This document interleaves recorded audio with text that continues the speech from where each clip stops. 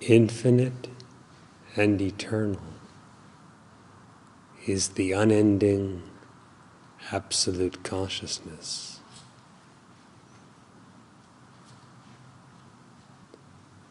It is without limit.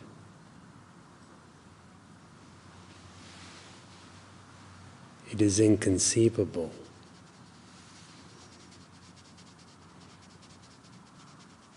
It is higher than the highest the mind can reach, beyond whatever the mind can imagine.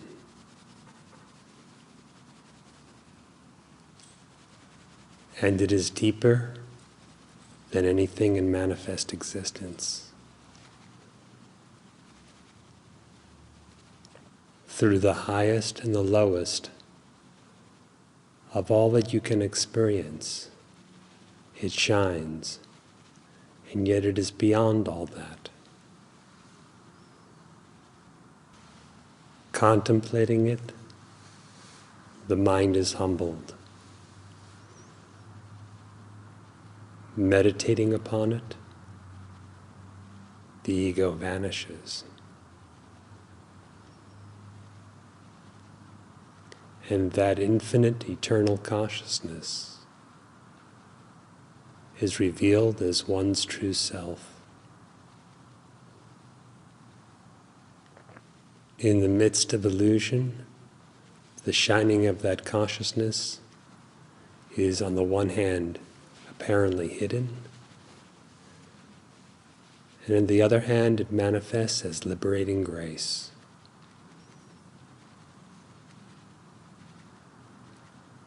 When through profound inquiry as to who am I,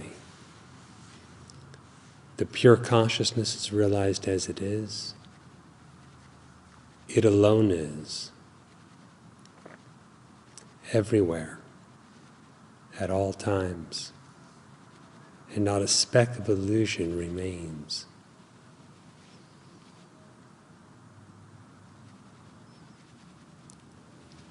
No one can see that light of consciousness and survive. I'm not referring to the body. I mean the very sense of an individual who could stand apart as a perceiver or as one lacking perception. I see, I do not see.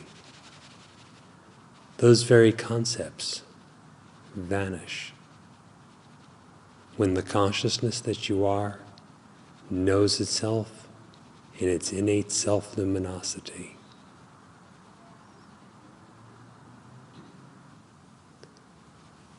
By what power do you know? By what light do you know anything?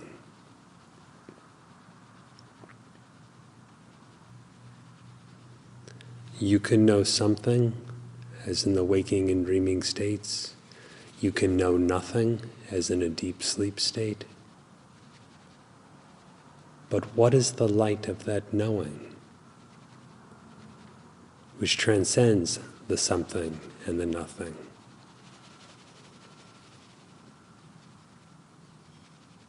What is that light of knowledge,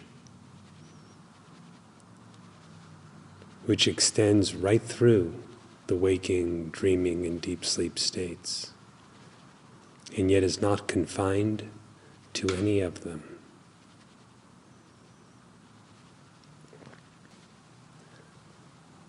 The knowing should be turned in upon its source. The knower should know himself. If the knower knows himself, the nature of the knower is knowledge. This knowledge is the unmodified, infinite consciousness.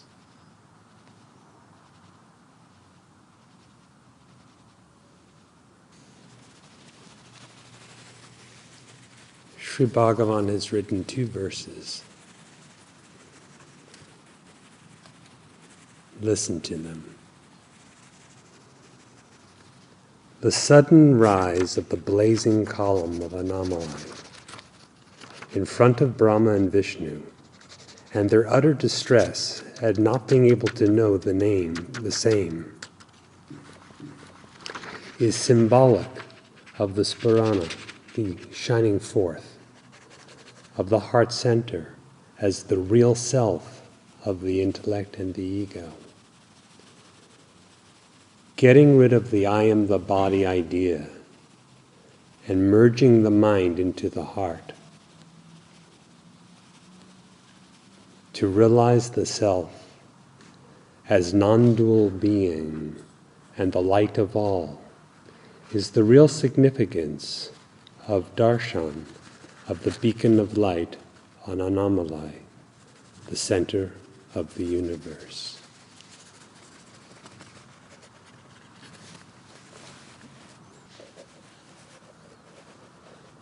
Inquire within to discern the real self.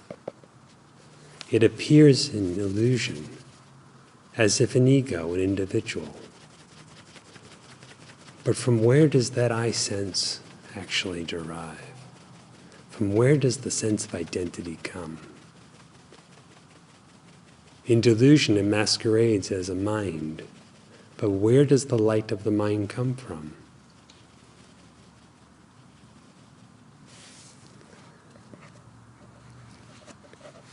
Getting rid of the I am the body idea and merging the mind into the heart,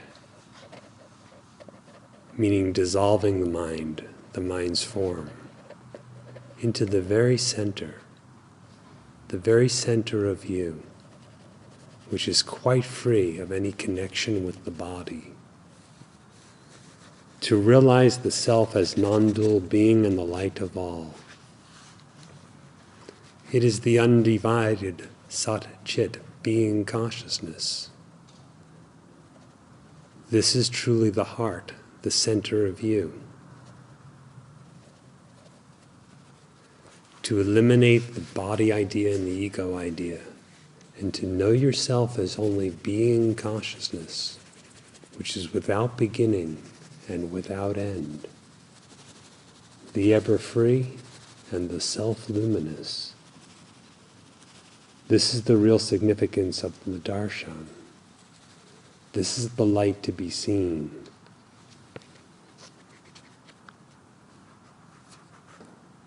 By what light do you know?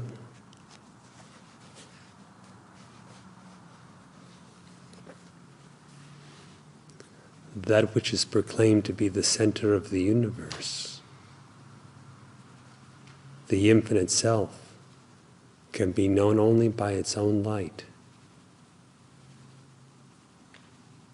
He who has darshan of that light, who has the sight or revelation of that light, is that light himself.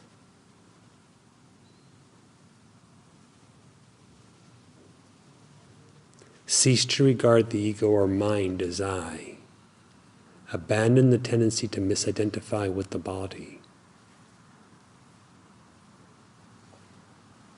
And know the consciousness that remains. This is true being. It is this that is unending, the infinite and the eternal, the one that alone exists.